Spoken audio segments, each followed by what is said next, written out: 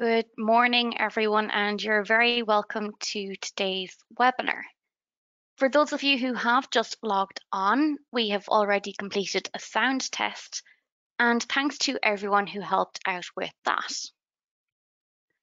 First of all, I want to introduce ourselves. My name is Rachel Hines, and I'm the Marketing Manager here at BrightPay. And also joined by me today is Karen Bennett, who is the Chief Commercial Officer at BrightPay.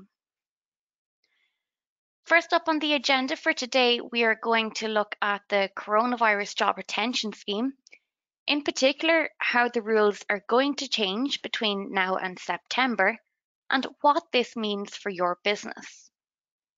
We're also going to show you how BrightPay caters for the furlough scheme with our furlough pay calculator and CJRS claim report. Next is key lessons learned, where we will look at some of the key lessons that payroll processors have learned over the past year. And finally, we will look at practical guidance on how BrightPay can help your business survive the pandemic. Finally, at the end of the webinar, we will have a questions and answers section where we will answer any questions that you may have. For our questions and answers section, we will be joined by Paul Byrne, who is the Managing Director here at BrightPay, Laura Murphy, who is our Chief HR Officer, and Victoria Clark, who is the Project Development and Training Manager here at BrightPay. If you do have any questions, you can type them into the questions box on your control panel at the side of the screen, and we will try to get through as many questions as possible. Just to note, we do have a lot of attendees logged on to today's webinar, so we won't have a chance to answer every single question. This webinar is being recorded, and all attendees will receive an email later today with a link to the recording of the webinar. So it's no problem if you do need to leave at any stage. Also in the email later today, there will be a copy of the presentation slides that we are using today, or you can also download the slides right now if you wish on the Handouts tab on your control panel. We will also include some useful documents and additional resources that you may find helpful in the email later today. So now that all the housekeeping is out of the way, I'm going to get straight into the webinar. And starting off first, I want to run through a quick recap of the Coronavirus Job Retention Scheme to date and the key milestones. The first phase of the scheme was when it was first introduced back in March of last year, and it ran until the end of June.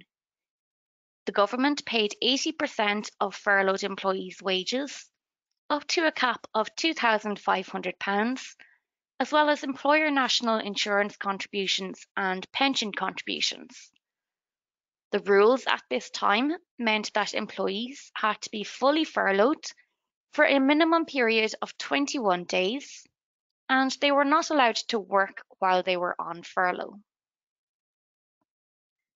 CJRS entered its second phase on the 1st of July 2020, and during these few months, the CJRS was only available to employers that had used CJRS 1 and only for employees that had previously been furloughed.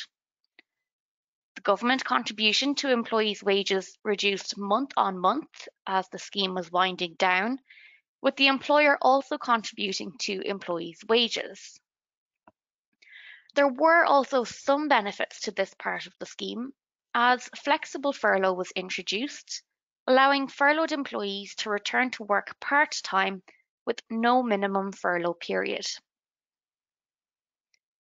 At the end of October, the CJRS was once again due to end, but after mounting pressure, the scheme was extended at the 11th hour, initially until March and then April of this year. The extended months of the furlough scheme were nicknamed CJRS 3, as it brought with it a new set of scheme rules, including the 80% government subsidy being reinstated.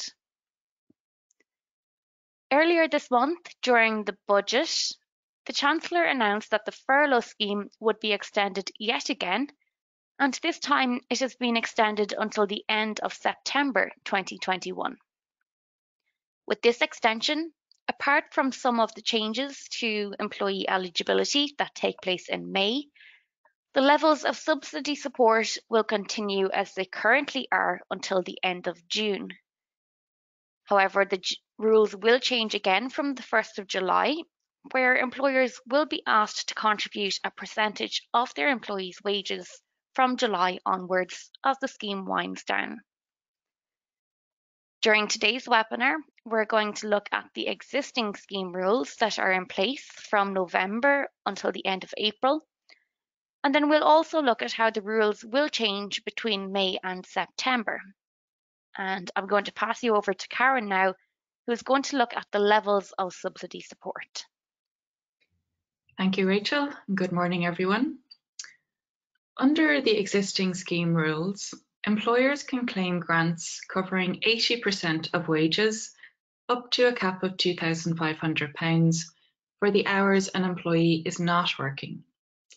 Where the employee is not working, the employer does not have to contribute towards wages for the unworked hours, but they are responsible for paying employer NIC and pension contributions.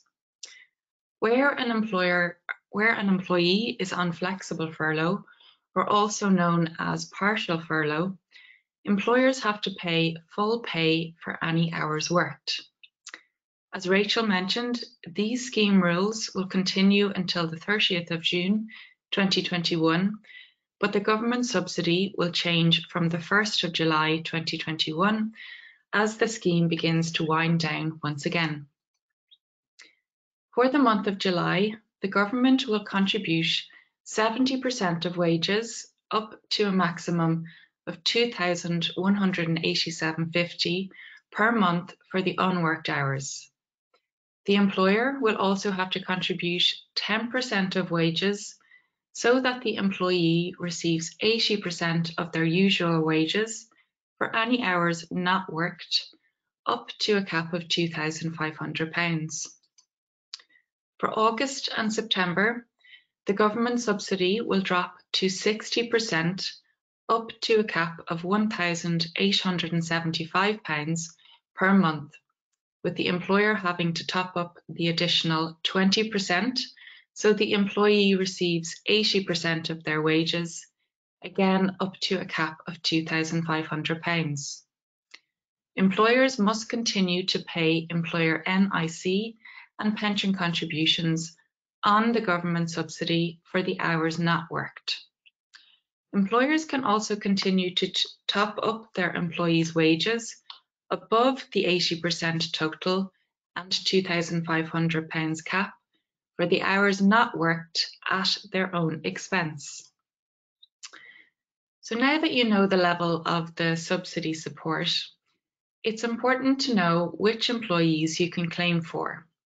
And the rules in relation to employee eligibility have also changed. Unlike the second phase of the furlough scheme, you do not need to have previously claimed for an employee before the 30th of October 2020 to claim for periods from the 1st of November 2020 onwards. For periods ending on or before the 30th of April 2021, you can claim for employees who were employed on the 30th of October 2020, as long as you have made an RTI submission to HMRC between the 20th of March 2020 and the 30th of October 2020, notifying HMRC of a payment made to that employee.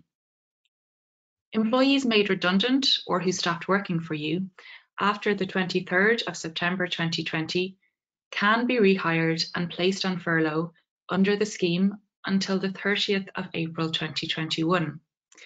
This is allowed as long as the employee was employed as of the 23rd of September 2020 and included in an RTI submission between the 20th of March 2020 and the 30th of October 2020.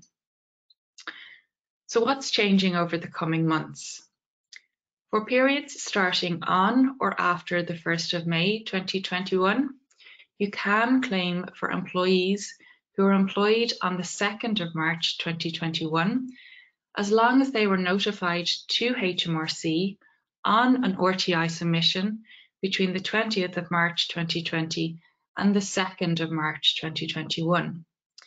You do not need to have previously claimed for an employee before the 2nd of March 2021 to claim for periods starting on or after the 1st of May 2021. To be eligible for the grant, employers must have confirmed to their employee in writing that they have been furloughed, and you must keep a written record of that agreement for 6 years. Employers will decide the hours and shift patterns their employees will work, and so employees can work as much or as little as the business needs. And again, you need to keep records of how many hours your employees work and the number of hours they are furloughed for. For employees who are moving from full-time furlough to flexible furlough or vice versa, the guidance talks about having a new written agreement. If an employee is already on flexible furlough agreement, this can be varied to reflect any variation in the working pattern agreed between the parties. The employer does not need to have a new furlough agreement each time the worker's hours change, but can instead issue an amendment if there is a change in the working pattern. So back over to you, Rachel. Thanks, Karen. Next is calculating a CJRS claim and determining what you can claim for. BrightPay provides functionality to calculate and apply furlough pay to an employee's payslip, and Vicky is going to show you how BrightPay's furlough pay calculator works later in the webinar. If you're in a position where employees are fully furloughed, you do not need to work out the employee's usual hours and furloughed hours. However, if an employee is flexibly furloughed, you will be required to work out the employee's usual hours, the actual hours worked, and their furloughed hours for each claim period. The reason for this is because any hours worked will reduce the government subsidy available on a pro rata basis. By entering in the employee's usual hours worked and the actual hours worked into BrightPay, the software will automatically calculate the prorated subsidy. There are different calculations to consider when calculating your employees' usual hours, depending on whether they work fixed or variable hours. You also need to factor in the relevant reference period, and this depends on when the employee became eligible for the scheme. So first we'll look at employees who were eligible for furlough under the original scheme, whether or not they were actually placed on furlough. For employees with fixed hours, the usual hours calculation is based on their normal contractual hours at the end of the last pay period, ending on or before the 19th of March 2020. It is also worth noting that if an employee with fixed hours was on annual leave, off work sick, or on family-related statutory leave at any time during the last reference period, the usual hours should be calculated as if the employee had not taken that leave. Where the employee's pay varies, their usual hours will be the higher of the average number of hours worked in the 1920 tax year, or the hours worked in the corresponding calendar period in the year before the furlough claim period. There is an exception to this, however. Where the furlough claim period is March and April 2021, the corresponding calendar period is March and April 2019, as opposed to March and April 2020. This is to prevent the issue where an employee may have been furloughed in March or April 2020, and so would only have received 80% of their pay. and there is no confirmation yet on whether this will be the case from May until September. A different pay reference period exists for all other workers. That is, those who were not eligible for furlough under the original scheme. For example, new joiners after the previous cut-off date of the 19th of March 2020. Where these employees are contracted to work a fixed number of hours, the calculation is based on the wages payable in the last pay period ending on or before the 30th of October 2020.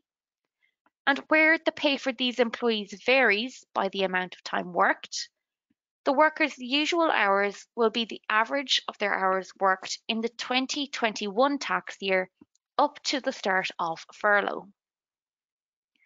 The government have not yet produced guidance for calculating hours for workers who were first on the payroll after the 30th of October 2020, but they are expected to do so shortly. This will only be relevant for workers furloughed for the first time from the 1st of May 2021 onwards. And I'll pass you back to Karen again. Next, we're moving on to making a CJRS claim. And employers need to make a claim through HMRC's online claim portal to avail of the scheme. BrightPay includes a CJRS claim report, which can be used to ascertain the amounts needed for input into HMRC's online service. And we'll come back to BrightPay's CJRS claim report later in the webinar. The minimum claim period is 1 week, and claim periods must start and end within the same calendar month.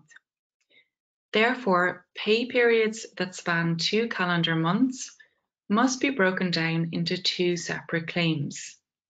It will only be possible to claim for a period of less than a week if the period claimed for includes the first or last day of the month and a claim has already been made for the period ending immediately before it. Employers can make claims before, during, or after the payroll is run. Claims can be made up to 14 days before the end of a claim period.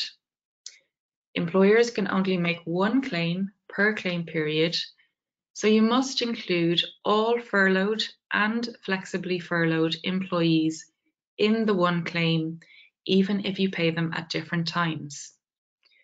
When claiming for employees on flexible furlough, employers will need to report hours worked along with the worker's usual hours in a claim period. Therefore, it is best to make a claim once you're sure of the exact number of hours your employees will work, so you don't have to amend your claim at a later date. There are now shorter deadlines for submitting monthly claims. Claims for periods starting on or after the 1st of November must be submitted within 14 calendar days after the month they relate to, unless this falls on a weekend, in which case the deadline is the next weekday. The next deadline is the 14th of April 2021 for claims relating to March 2021. HMRC may accept accept late claims if you have a reasonable excuse, provided you have taken reasonable care to try and claim on time and claimed without delay as soon as you are able to. HMRC have set out a list of various reasons that they consider to be reasonable excuses, and you can see them here on the screen. You must contact HMRC to submit a late claim. You should do this as soon as you are ready to make your claim, and HMRC should only be contacted once the claim deadline has passed. If you have claimed too much CJRS grant and have not already repaid it, you can repay it as part of your next online claim without needing to contact HMRC. If you have claimed too much but do not plan to submit further claims, you can let HMRC know and make a repayment online. You must notify HMRC and repay the money by the later of either 90 days from receiving the CJRS money you're not entitled to, or 90 days from the point circumstances changed so that you are no longer entitled to keep the CJRS grant.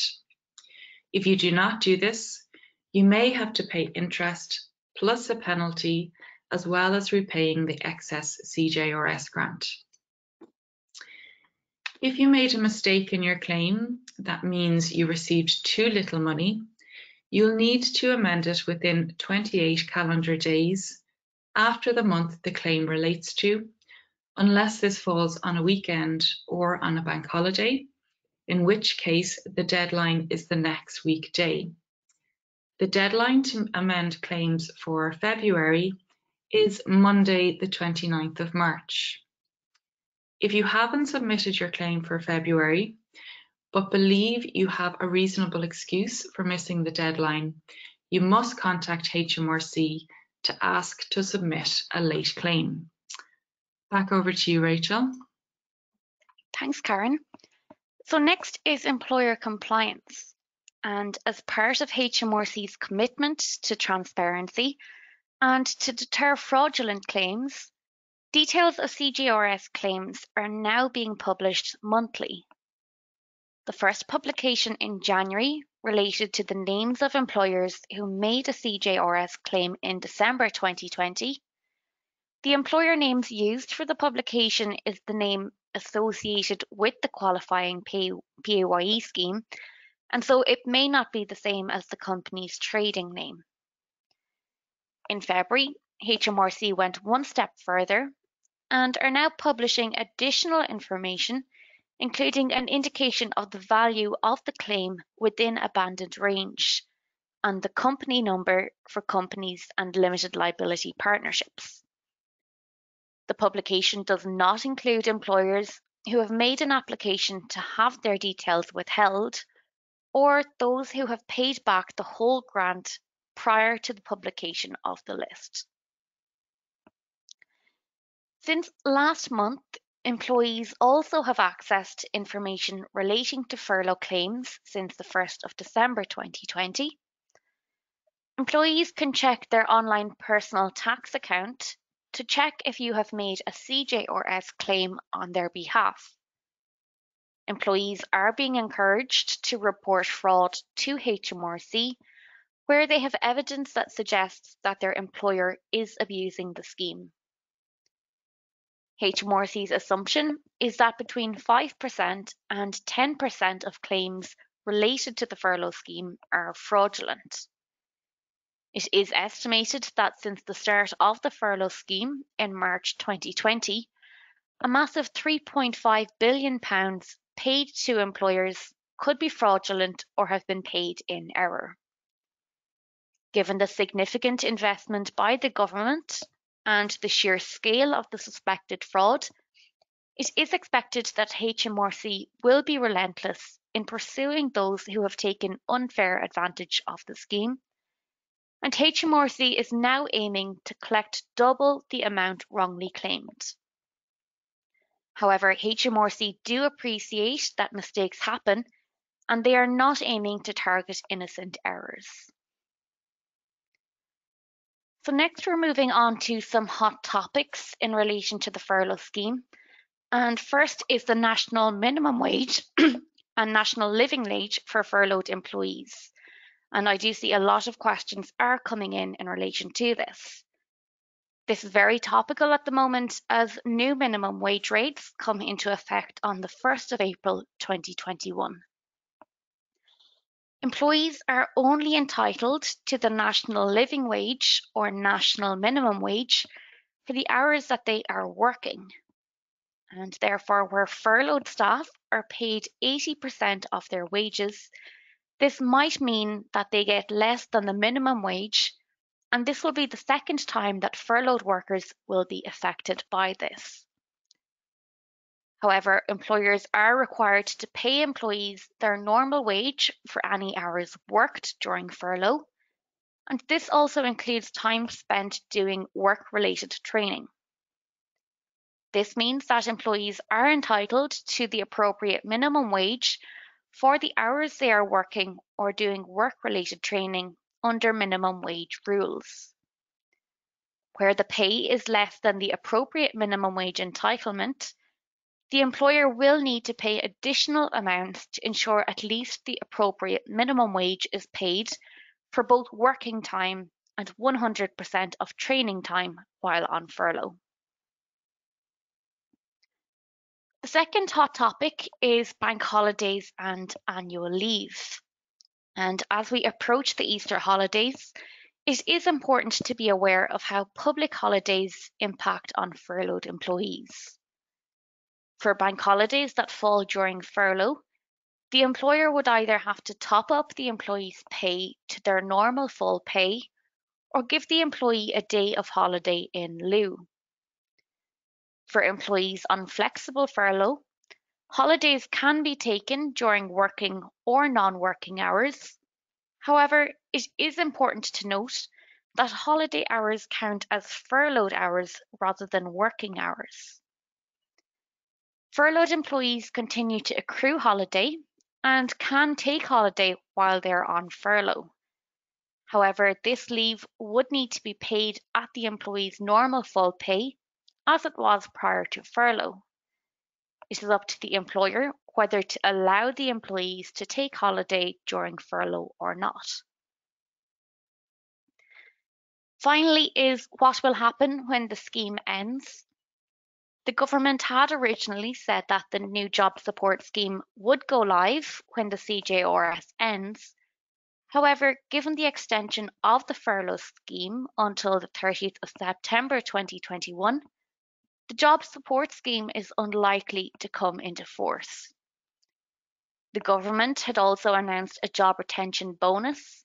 However, the bonus has also been shelved given the extension of the job retention scheme.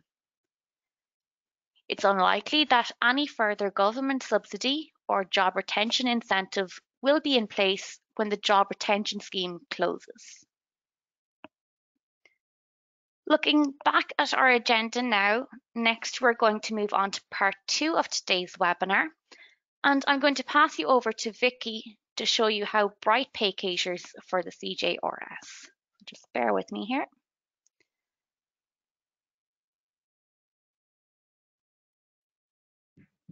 Great, hopefully you can see that okay, Rachel?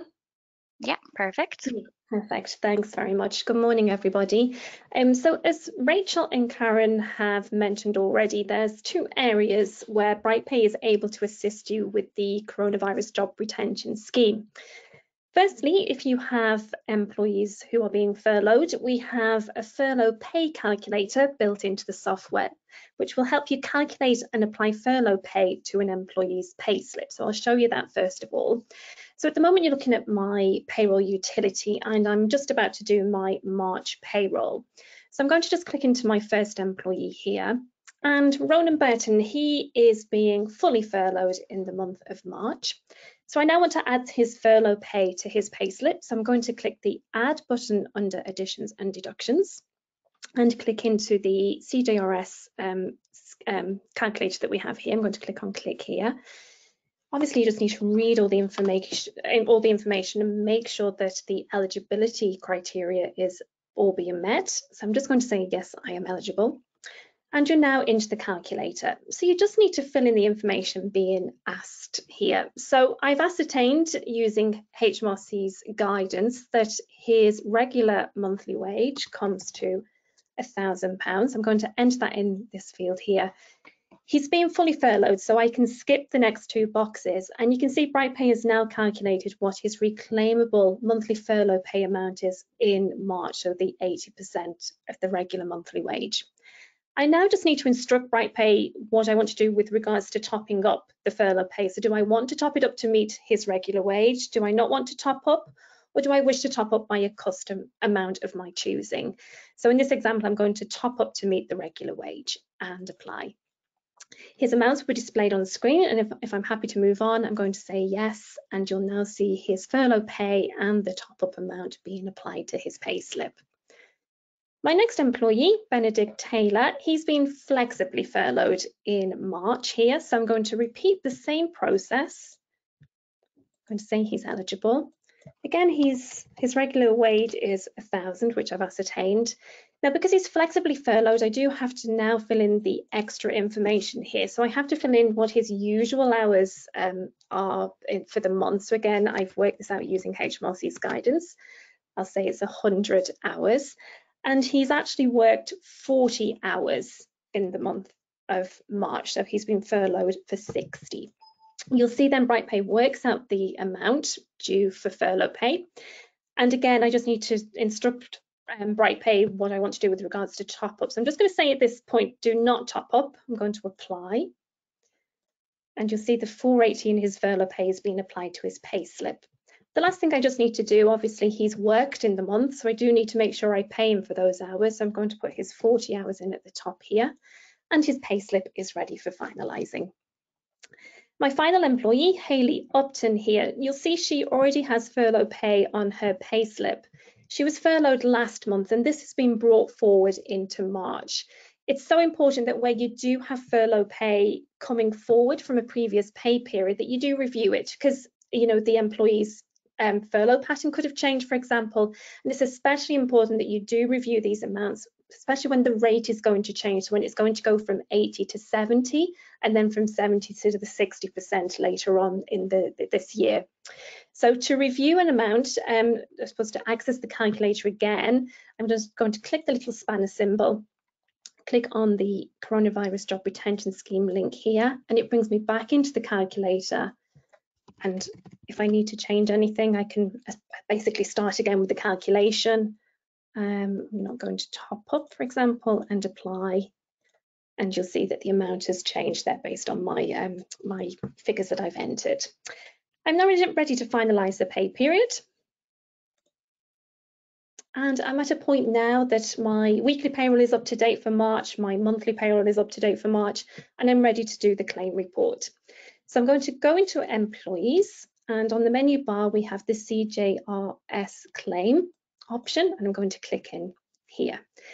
This very first screen, then you just need to fill in the information being asked of you. So complete any of the values that you're being asked for at the top. And then moving on, you just need to specify for BrightPay your claim period date. So I'm going to do from the 1st of March, I'm going to do the whole month of March here to the 31st of March. So your claim period start and end dates. The employment allowance here you can skip by now because that was for periods prior to August when you could claim back employer NI. That's no longer reclaimable, so you can skip. And then you just asked for your defaults here.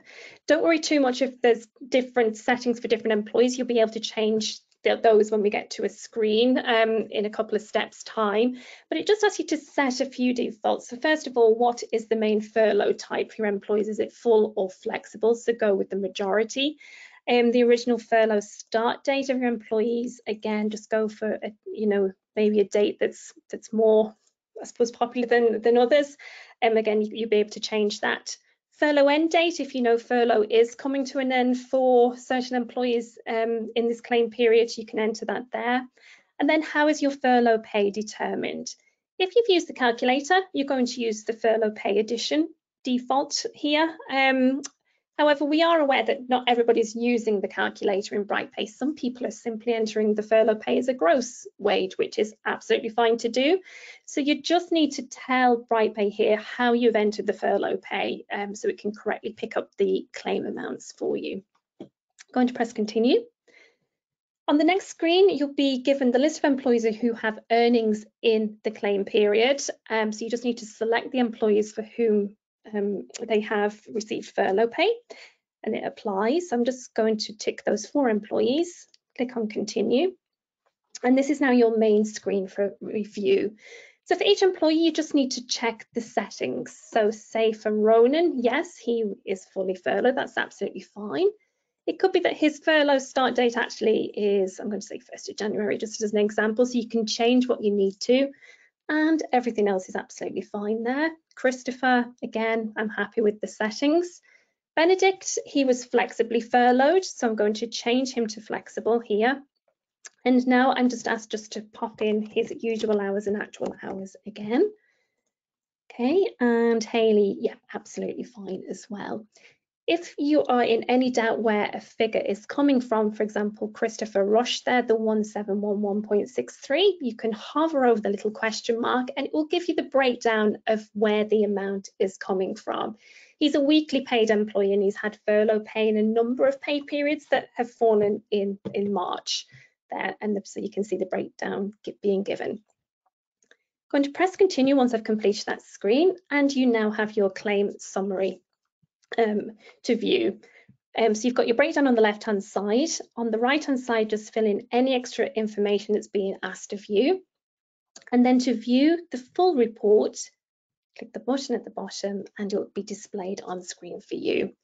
This is the report that you need to make sure you have a copy of. So either print it, email it, export it, because this will be, I suppose your record really, because what you'll do now is you'll go onto the HMRC portal and complete your claim through their portal. So this is the information to back up your claim basically. So make sure you do have a copy of that. If you have 100 employees or more, then you are required to upload a CSV file into the HMRC portal, and we do give you that option at the bottom here to create CSV file. So that is catered for if you need it. And that completes your claim report. And then just when you're ready, you just close out. You will just get the little warning to make sure that you have, I suppose, printed or exported your information, because this is an independent tool. So once I close out and go back in, you'll be starting again with it. So yep, just to bear that in mind. Yep, so I'll now pass you back to Rachel. Thanks, Vicky. Okay, so looking back at our agenda again, next we're going to have a look at some of the key lessons that payroll processors have learned over the past year. If there's anything that lockdown and the requirement to work from home has taught us, it's the importance of remote access. In addition to being able to process payroll in the office or from your business premises, you now not only want but need to be able to access your payroll data from home. Your payroll software should easily facilitate remote working with additional user access. Just to note, all BrightPay licenses can be installed on up to 10 PCs, and this means that payroll processing is possible for up to 10 users or from 10 different locations. This is very handy if you do have a number of employees working from home and they all need to access the payroll software.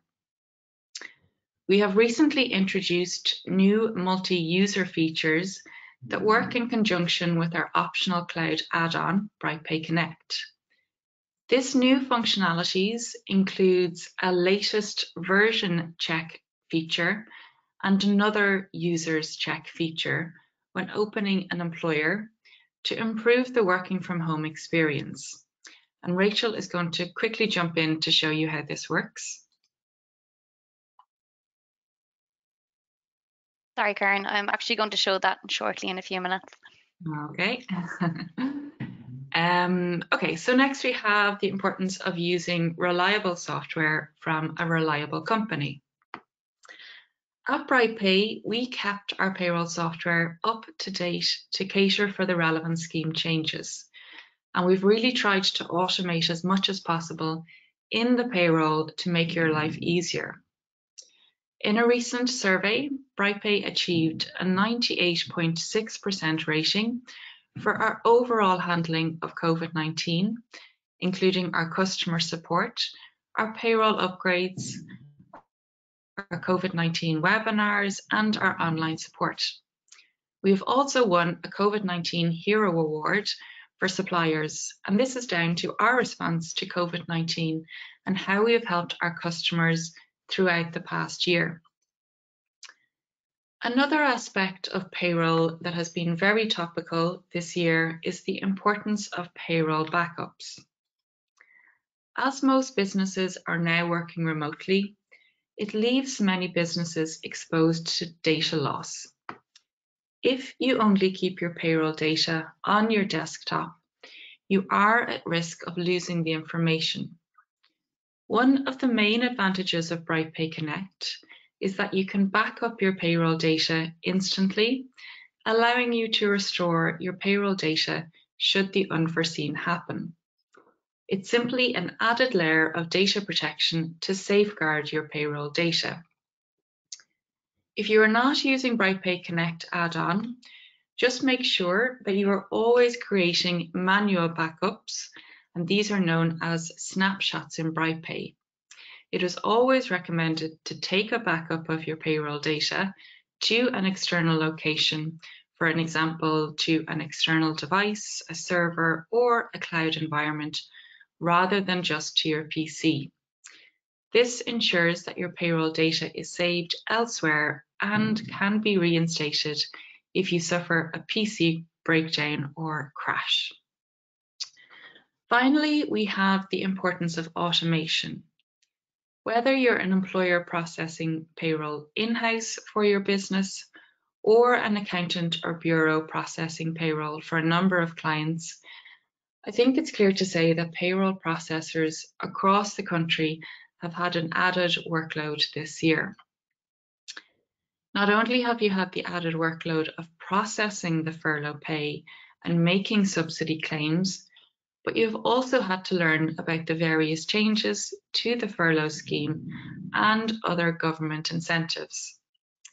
It is now more important than ever to automate your payroll tasks.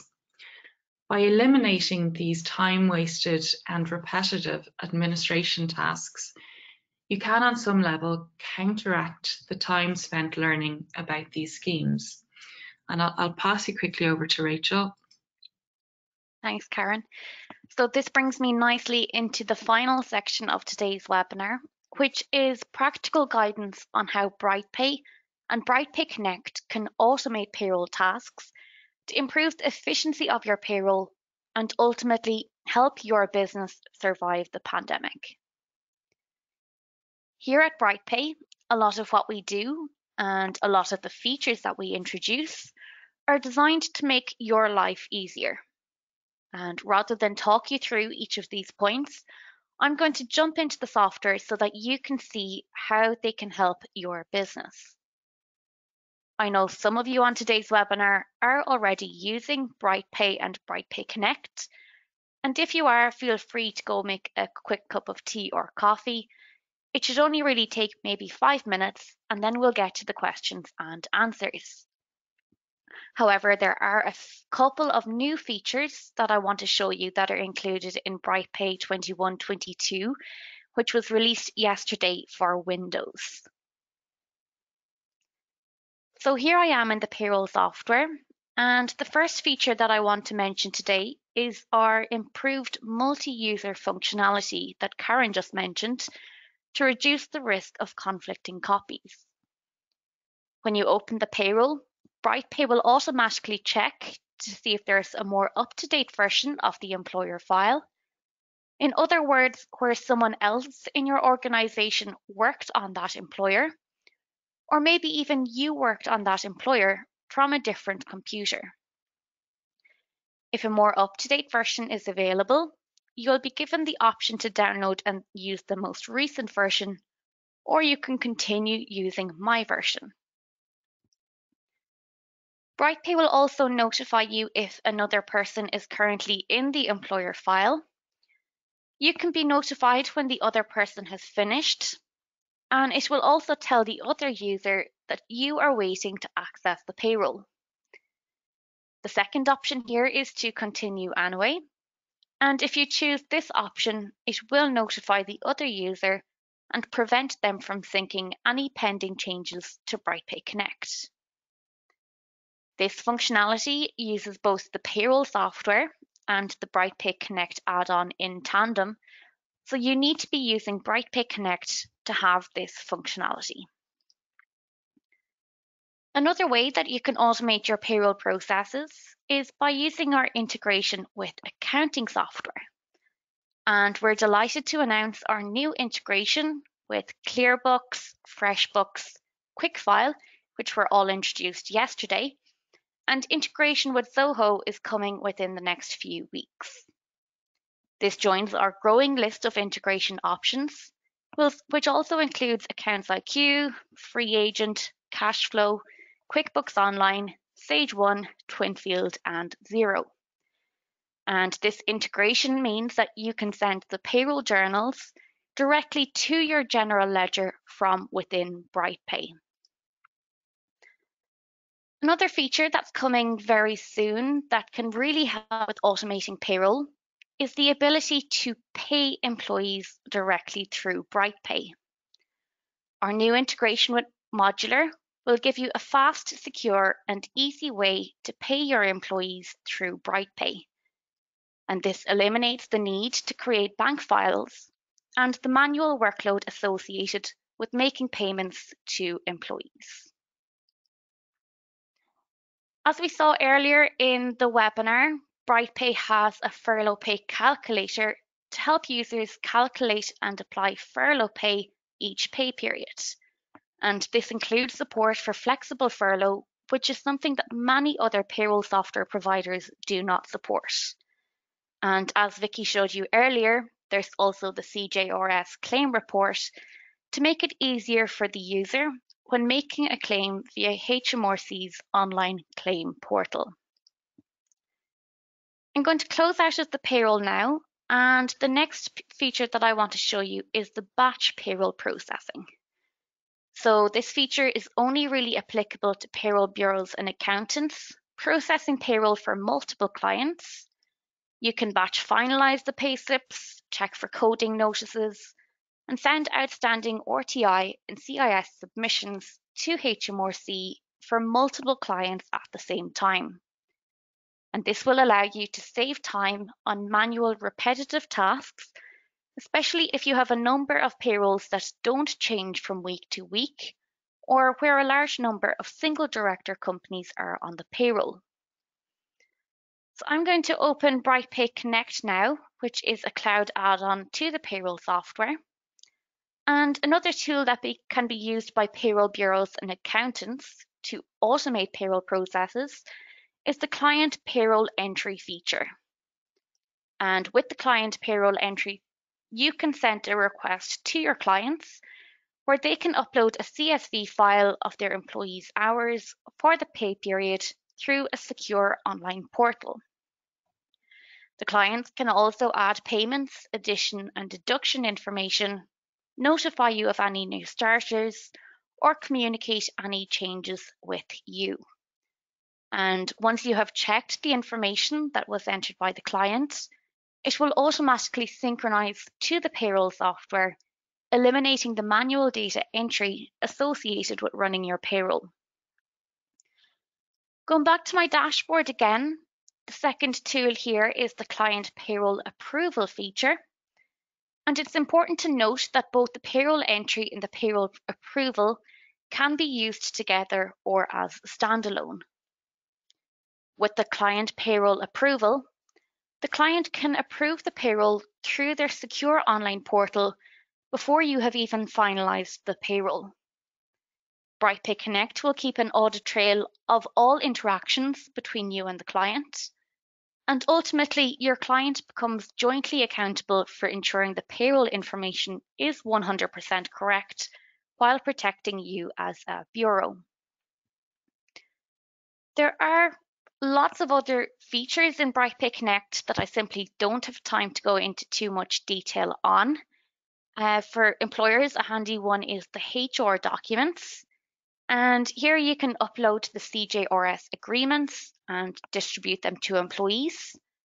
These agreements can be stored here so that you're keeping a record of it for the required 6 years. And here you can also communicate with employees who are working from home. Employees can access a self-service smartphone and tablet app, and this is where they can access these HR documents along with a full payslip library. Employees can also view their annual leave calendar and request leave through the app. And once the leave is approved by the manager, again, it will automatically synchronize to the payroll software on your desktop. So it's a really powerful app with self-service features so that the employees can do a lot of the admin-heavy tasks themselves rather than coming to you, for example, for lost payslips or leave balance inquiries. So there we've looked at lots of different ways that you can automate payroll tasks, and I'm going to finish up there with the sales plug. But if you do want to find out more, we do run online demos of both BrightPay and BrightPay Connect on a daily basis. So please let us know if you want to book onto one of these free online demos. So that brings us to the end of the presentation today. I know we've covered a lot on today's webinar, but we will send everyone an email later today, and this will include a copy of the slides and a link to the recording of the webinar. So it's now time for the questions and answers. And if you have any questions, feel free to type them into the questions box, and we will try to get through as many questions as possible. As mentioned, however, we have a lot of attendees logged on today, so unfortunately we won't have a chance to answer every single question, and I see a lot of questions have come in already. I also see that we only have 10 minutes left on today's webinar, but we will run over to answer as many questions as possible. But if you do need to leave, feel free to do so, and you can watch back the recording for the questions and answers. So for our questions and answers today, we have Paul Byrne, Laura Murphy, and Victoria Clark. And Vicky, I know you've been keeping an eye on the questions as they've been coming in during the webinar. So I'm going to pass it over to you to manage the questions and answers. Thanks, Rachel. Yes, a good few questions that have come in throughout the course of the webinar there. I do just see there's a few, I suppose, similar questions coming in really about the pay reference period to use for calculating furlough pay and also about the minimum wage increase. So we probably won't read all of them out. We hopefully will cover them again, but there's a good few repeats coming in. So excuse me. So we'll start with the first question in. If I wish to reduce the hours of my employees with their consent from the 6th of April, and their agreed weekly contracted hours going forward are, say, 25 hours, but at February 2020, their average hours were 30 hours, will their furlough pay be calculated on 30 hours or 25 hours, assuming in one future week they work only 15? Yeah, Vicky, I can take that one. Good morning, everyone. Welcome to the latest instalment of the furlough changes. I guess we're all hoping that those new changes from July, a lot of businesses won't need to be applying them. Hopefully they'll be all well open at that stage. But it is getting quite complicated after that, and probably quite expensive for employers, since they have to contribute so much towards the unpaid hours of employees. But we will see how that goes. Anyway, unfortunately, I think everybody would share my opinion here. The whole furlough thing is quite confusing. It's not intuitive, and there's so many rules that we have to watch out for. And Vicky, when I'm answering these questions, please pipe in if I'm getting anything wrong, because you're the one on the front line, and you know these things intimately, I think. But anyway, in relation to that particular question, you're basically still looking at the reference period, which is February 2020, in calculating the usual hours. So you would be basing it on, in that particular case, February 2020, their average hours were 30 hours. Yeah, that's what you'd be basing your usual hours on in that case. You know, there are winners and losers in the rules, and I don't know how that won't work out. Am I saying that right, Vicky? Yeah, exactly. Yeah, it's all about the pay reference period. So even though there's been pay rises since, the national minimum wage has increased since, it's all based on the pay reference period that you have to look back to. So yeah, absolutely fine. Yeah, so the follow-up question there, if employees are given a pay rise, are their furlough pay hours calculated at the new rate or the rate it was at February 2020? That's from the same gentleman. So yes, it's February 2020. Again. Yeah. Yes. Yeah. Yeah. Sorry, just let me see if there's Another one in, holiday pay for variable paid employees who have been furloughed. I know we have to look back 52 weeks to get an average, and if they have been furloughed, then we ignore those periods. But is the maximum that we have to look back still 104 weeks? It's maybe your area, Laura? Yeah, I'll come in there. Vicky, good morning, everybody. Yeah, so you've kind of answered the question in it. You're correct. The 104 weeks hasn't been extended, so it's still capped at 104 weeks in terms of getting that average pay. So if you don't have 52 weeks, you may be a little bit short in calculating your average, but that's okay. You don't go over the 104. Okay, thanks very much. Another question there just about the minimum wage again. So it increases to £8.91 from £8.72. Do we claim the new rate in CJRS claims going forward? So no, it's going to be based on the pay reference period that applies. So unfortunately not. A couple of questions in actually on this. Sorry, I was just going to say, if people are being paid for work that they're doing during that period, or for training, they apply the new rate. Yeah, just the furlough pay element. Yeah, yeah, exactly. Two questions in there, kind of really on the same theme. If I have an employee whose start date was the 2nd of March and their first pay period end is the 31st of March, which is when I submit an FPS for that employee, will they qualify for furlough from the 1st of May 2021? The guidance does state that that employee has to have been on an RTI submission between the 20th of March 2020 and the 2nd of March 2021. So unfortunately, if you're only submitting your FPS for the first time for that employee on the 31st of March, you've missed it.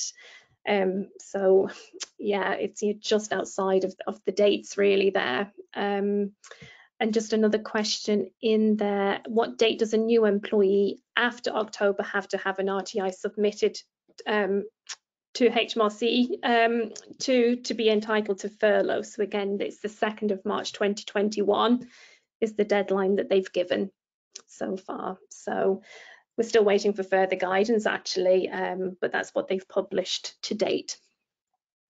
Can employers still claim I suppose it's the employment allowance while staff are on furlough? I can take that one. Yes, of course you can. So the employment allowance is £4,000. That's for 21-22 as well. So that can still be claimed. There was obviously when you could claim employer NI back through your claim for furlough, there was the issue that you couldn't double claim, so you couldn't claim the employment allowance for the same employees and also claim it back through your CJRS claim. But now obviously that you can't claim employer NI back, your employment allowance still is that still continues. Is there any update from HMRC on how the employment allowance is adjusted when the employer has claimed a rebate of employer NIC from the first phase? I've spoken to the ERS helpline and CJRS helpline, and they both refer you back to each other. We've heard nothing, unfortunately. We're sometimes the last to know with these things, and they're not always forthcoming, HMRC, in providing, I suppose, the software providers with information. So we don't have any update to give on that. From the 1st of July, the employer must pay 10%, and 20% of employees' wages. Furlough pay is calculated on previous wage rates. If an employee is on national minimum wage, is the employer contribution to be calculated on the new minimum wage rate for 21-22? Again, Vicky, I suppose this comes back to the original reference period, whatever the rate was then. Now, it'll be interesting to see when they publish the full rules relating to the extension, whether they do anything in relation to the national minimum wage or not, but that remains to be seen. But at the moment, all we can do is based on the current rules, which are whatever the rate was being paid during the reference period is the one that applies. Yeah, thanks very much. how do we calculate hours for directors if on director's salary, as they tend to work no real fixed hours or even consistent variable hours? Is it best to just ask them to track a percentage of hours they have worked compared to what they would normally work? Yes, I would agree with that. Actually, a best estimate in that case would be, I think, the better course to take. They don't really cover how to handle, directors on variable hours or fixed hours. I think that they tend to treat directors as normal employees. Obviously, directors are different because sometimes they're paid, annually, etc. There are some examples in the HMRC guidance which cover different circumstances, but they're quite limited really in what they show you. Okay, thanks, Paul. Can you backdate an RTI submission? I think this is somebody maybe asking in relation to, can you backdate it so that you can qualify in relation to, when an RTI must be submitted. But, I think it would basically be based on whenever HMRC received the actual RTI, that's what would count, not the date that's put on the RTI. Exactly, thanks, Paul. Is the 2021-22 payroll ready for downloading? And if so, how do I do it? Yes, the 21-22 BrightPay Windows version was released yesterday, and that's now available to download on our website, brightpay.co.uk. The BrightPay Mac version will be coming in the coming days. We still just have that in testing, so we will have that out shortly to you. But if you're using the Windows version, yes, you can go ahead and start downloading. I had one incident when the employee worked during October 2020 and has been employed seasonally for years. Because October is 31 days, the RTI was sent on the 31st of October. The employer said the employee was not entitled to furlough because of this one day. Is this correct? I think unfortunately that's like a previous question. It's just somebody to just fall slightly outside of the. Exactly. Yeah, Sorry. just the one day. Yeah. Unfortunately, it was the 30th of October was the deadline. Yeah. Is the bulk upload by CSV files of CJRS claims on HMRC portal still set at 100 employees for an employer? Yeah, I've heard no different anyway. Have you, yeah, Paul? and I think the reason, no, I haven't heard no different either. I think the reason effectively is that they haven't actually automated that side of things. Like, even though they're getting a CSV file in with 100 employees or more, I don't think they actually have any system to automatically put it into their system. They're manually taking the figures from that CSV file. So, I suppose they don't want to have to handle too many of those manually. I suppose the reason they haven't reduced the limit. Yeah. Can an employee take holiday during furlough to be full paid for those days? And for yourself, Laura? Yeah, come in there, Vicky. Well, yeah, the guidance does tell us that employees can request to take holidays and can take holidays during a period of being on furlough. But as always, employers do have to have discretion as to whether or not you want to approve it. And I suppose that's a way of weighing up the balance there in terms of maybe as an employer you can't actually afford to pay holiday at full pay, and so you do have a right to not approve it, but then equally you want to weigh that up as well. Then employees are going to carry forward a huge entitlement to annual leave when you're reopening your business, and you want all hands on deck. So yes, the employee can request to take it, and it's up to you as an employer as to whether or not you want to approve it at that particular point. Thanks, Laura. And do you have to pay full pay at the new minimum wage for holiday pay? Yeah, just to quote the guidance on that one, the guidance says holiday pay should be calculated in line with current legislation. So I think this would indicate that yes, you're paying at the increased minimum wage rate. Okay, thanks very much. I'm just looking through just to see if there's anything kind of different. Again, we've just got a few repeats about I suppose what the furlough pay should be based on. So I'll just see if there's anything else jumping out at me here.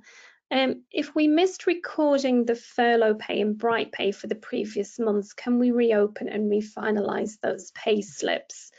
This is something where we might just need a little bit more information to advise if it was a case that you did put the furlough pay through, but you just didn't use our calculator, you used maybe, you just entered it as a basic wage, as as a gross pay amount. You may have just set up an addition yourself and entered it that way. Then there would be no need to reopen and put it through any differently. It's all furlough pay is taxable, nickable, pensionable. It's no different from a normal wage amount. So we wouldn't be recommending then reopening just to change, I suppose, how your pay slip would look. If you missed entering it completely, the guidance would be that no, you don't reopen, and that you would have to account for it maybe in the next pay period that you do. But again, if you want to follow up with the support team, then we can maybe just advise properly on that one, if you're worried about it there. Sorry, Paul, or if you see anything new coming in, I just don't want to. I know there's an awful lot, just kind of the same question, but in kind of phrased slightly differently. I think, Vicky, just some of those questions, the ones following the last one, came in during your demonstration. So it's just really in relation to what the screen there. Yeah. So regular wages, is this based on what they worked in March 2020, not the increased wage they started to receive in October 2020, but it would have been based on the reference period, which probably would have been February 2020 in the case of your example? Yes, yeah. I was just using example figures really just for demonstration purposes, but yes. Yeah, for the claim report, how would you treat a charity which has no company number or UTR? So yes, on that first screen in the BrightPay claim report, we do ask for certain values, so your self-assessment, UTR, your company registration number. If you're a charity and you don't have any of those, you can leave that screen blank and just move on. It will let you continue, so that's absolutely fine. Can I choose not to use the furlough calculator facility in BrightPay and just repeat the manual calculation each month, or does HMRC insist that I do it in BrightPay? Not at all. I mean, the furlough pay calculator and the claim report that we provide are independent tools. You have a choice in whether you use them or not. They're there to assist you, but we are aware that people might have their own kind of calculations, in place. You could be using HMRC's calculators. That's absolutely fine. There's no obligation whatsoever there. I think as well, you mentioned during the demonstration that the employment allowance is no longer an issue or claimable or whatever. That's obviously because the employer is not claiming, it's not being paid for the employer, Nick, through the furlough claim. So therefore, the employment allowance can be claimed anyway, separately. Exactly. And in our 21-22 BrightPay software, we don't actually have that employment allowance field in the claim report anymore, because obviously employer NI isn't reclaimable anymore. It's just obviously, with it kind of being, we're currently in a year where it was claimable, and and then it's been stopped. So that's why the field is still there. Is there anything else? There's a question there just on Connect, the multi-user function. Does the data need to be saved on a shared drive, either locally or on a cloud? No, in this particular case, the Connect is effectively synchronizing the data to the cloud, to our secure Microsoft Azure server. So that's what is basically, it's being queried anytime somebody opens their local file on their own machine. It'll interrogate the Connect server and say, okay, is there a more up-to-date version? Is the employer available? Is there somebody else working at this particular point in time? But you don't have to have your own shared drive or anything like that. It will work if you do it to a shared drive anyway, but it doesn't matter whether it's local or shared. Great, thanks, Paul. Can BrightPay handle monthly pay where there is 2 pay dates in the month, say the 15th and the 31st? Just not I suppose it depends what angle you're coming from. So what you can do is you can pay employees on different dates within the month. That's absolutely fine. So say half your employees are being paid on the 15th, half on the 31st. You can do that. What you can't do in BrightPay is 2 payroll runs within, I suppose, the month. So you couldn't run a monthly payroll on the 15th and then another monthly payroll, on the 31st. You set up one schedule, and so you can only just do that one pay period run, but the pay dates can be changed. I just noticed another one there, Vicky, in relation to director on furlough from April 2020 to November 2020, then back to work, then furlough in February 21 again. What is the start date of furlough? I guess this is in relation to which reference period we need to apply to the new furlough period, and I guess that depends on whether the original furlough period qualified or not for furlough claims. If it did, well, then you're basing your reference period back in prior to March 2020. If not, you're looking at the returns up to October 2020. Okay, thanks, Paul. Maybe one for Laura here. Please advise if annual holidays are payable to an employee who has been on furlough since April to March of the whole holiday year. Yeah, Vicky, I'm just kind of looking at trying to catch questions as they come in while we're talking, and there's a few there on annual leave. But to answer this one, yes, so the guidance we got clear guidance last year that employees will continue to accrue annual leave whilst they are on furlough, and we do also have that extension that they can carry over their annual leave if they haven't been able to take it. But interestingly, the guidance also says that for workers or employees who are on furlough, they're unlikely to need to carry forward their leave because they should be able to take their leave whilst they're on furlough. And just, Vicky, I'll just jump down because there's another one there on the accrual of annual leave, if you don't mind. Yeah. The employee remains on furlough but has not taken any holiday. Can we now pay 4 weeks accrued holiday pay and claim back 80% under the scheme?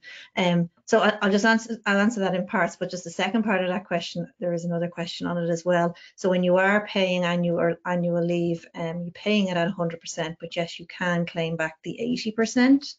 So you can claim back the 80% through the furlough scheme. The first part of that question, can we now pay 4 weeks accrued holiday pay? You could do that, but just to be aware again of the employment legislation that if an employer wants an employee to take annual leave, you have to give them twice the amount of notice. So if you were asking somebody to take 4 weeks annual leave, you'd have to give them 8 weeks notice. So you might just want to consider, do you want to insist that they take all their annual leave? They may want to take a small amount in the future to have a few days, even a week, just to kind of as a buffer, if you like. So you can request as an employer, you can request employees to take their leave, but you just have to give them twice the amount of notice. Great, thanks, Laura. And just another one there, actually, just for yourself, probably. Do you have to resend letters to staff telling them they are on furlough? Yeah, I would. I think best practice would be to communicate with the employees to tell them that the furlough has been extended. I did do an extension letter, and I might pop that in the email afterwards. I'll get in touch with Rachel. I know we had template letters in the past, so we have an extension letter done up. Yeah, and I'll give that to Rachel for the email afterwards. Great. Just another question just jumping out at me, and it's just regard to, I suppose, moving over to the 21-22 BrightPay software. Is there an optimum time in the payroll cycle to transfer to the new tax year? Our strong advice here is, obviously the software is available to download now, but we are aware that maybe for some people they still have a pay run, or maybe a couple of pay runs still to do before the end of this tax year. It's absolutely fine to download the software now, but we do advise against importing your information over too soon, especially when you've got statutory payments and things like that. So we do advise that you wait to import everything over into the new tax year. You wait until you've done your final pay period and everything is as it should be in 2021. So we do advise that timing, if at all possible. Could it be new employees that have been taken on in the interim period as well that wouldn't transfer across if you did it too early? Exactly. And it is kind of a support query that comes into us where people go, there's information missing, it's in our 2021, but it's not in 21-22, and it's just that the import has just been performed that little bit too early. and that's why there's discrepancies sometimes. So that's the best advice we give. If you can wait till you're done, really, with 2021. I'm conscious of time. Is Rachel there? Is it time to just wrap up, is it? Or yeah, we can finish up there. I know a lot of the other questions that have come in there is a lot of repeat questions about the reference periods and the national minimum wage as well. So I'm not sure if there's any other new questions there. So yeah, as I said earlier, we will send out a follow-up email to everyone later today, and it will include a link to the recording of the webinar and the presentation slides so that you can watch it back in your own time. And I will include that furlough extension letter as well. So I'd like to thank you all for joining us for today's webinar, and we hope you enjoyed it. Thank you. Bye. Okay, thank you. Bye. bye.